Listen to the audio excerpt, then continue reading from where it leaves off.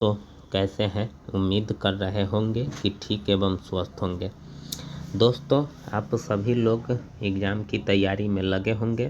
तो दोस्तों, आप लोगों को इसी एग्ज़ाम की तैयारी के साथ साथ आप लोगों को ऑब्जेक्टिव क्वेश्चन बताते रहता हूं, जो मोस्ट इम्पोर्टेंट और वीवीआई क्वेश्चन सब होता है।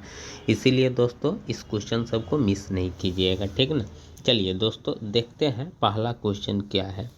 पहला क्वेश्चन है कि निम्नलिखित में किसका दशमलव प्रसार अशांत है। दोस्तों, क्वेश्चन को सही से पढ़िएगा और उसके बाद अच्छे से समझिएगा, तब जवाब दीजिएगा। नहीं तो क्वेश्चन पूछेगा कुछ और आप जवाब दे दीजिएगा कुछ और। देखिए, यहाँ कहता है कि किसका दशमलव प्रसार अशांत है। शांत नहीं है, अशांत है, ठीक है। तो अशांत और शांत कैसे पहचानते हैं? तो नीचे का जो देख रहे हैं, हर जिसको बोलते हैं, उस सब का एलसीएम निकालते हैं, ठीक है।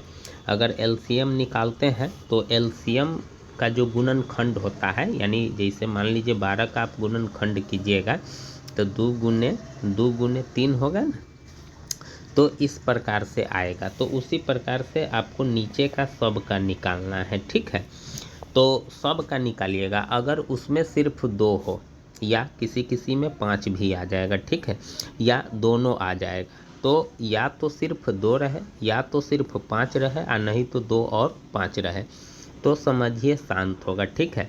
लेकिन 3 आ जाएगा तो समझिए अशांत होगा, ठीक। करेक्ट समझ गए ना दोस्तों कि शांत और अशांत कब समझेंगे? जब हर का हम गुणनखंड निकालेंगे, ठीक है, और उस गुणनखंड में सिर्फ 2 हो या सिर्फ 5 हो या 2 और 5 दोनों हो, तो समझ जाइए शांत होगा।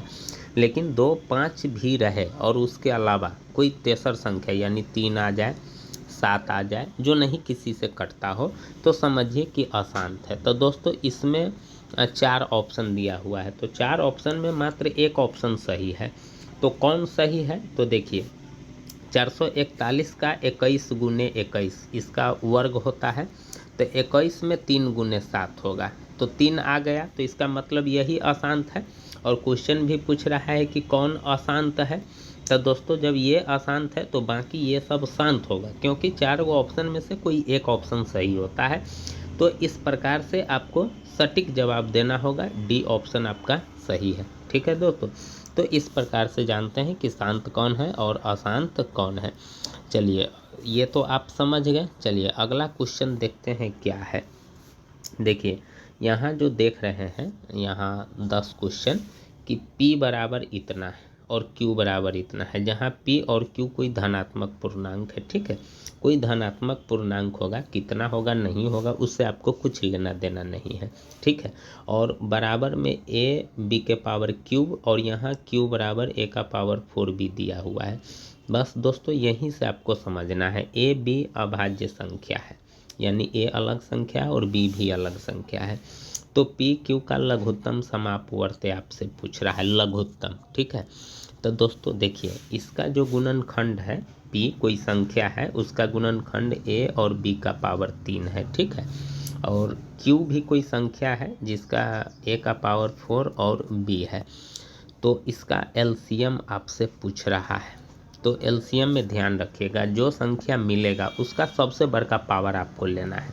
जैसे a मिल रहा है तो इस a में और इस a में, ठीक ना, a का पावर 4 बड़ा है तो a का पावर 4। अब b भी मिल रहा है तो यहाँ पावर 1 है और यहाँ 3 है, तो बड़का पावर लेते हैं, b का पावर 3। एलसीएम में हमेशा बड़का पावर ही लेते हैं। अब ये दोनों तो गुना होगा नहीं, तो इसी रूप में रह जाएगा, a का पावर 4 और b का पावर 3, ठीक ना दोस्तों। तो देखिए, अब आपका ऑप्शन कौन सही होगा। a का पावर 4, ठीक है, और b का पावर 3, यहाँ 4 है तो ये नहीं होगा, ठीक ना। यहाँ देखिए, a का पावर 4, b का पावर 3, सी ऑप्शन आपका सही होगा, ठीक ना दोस्तों।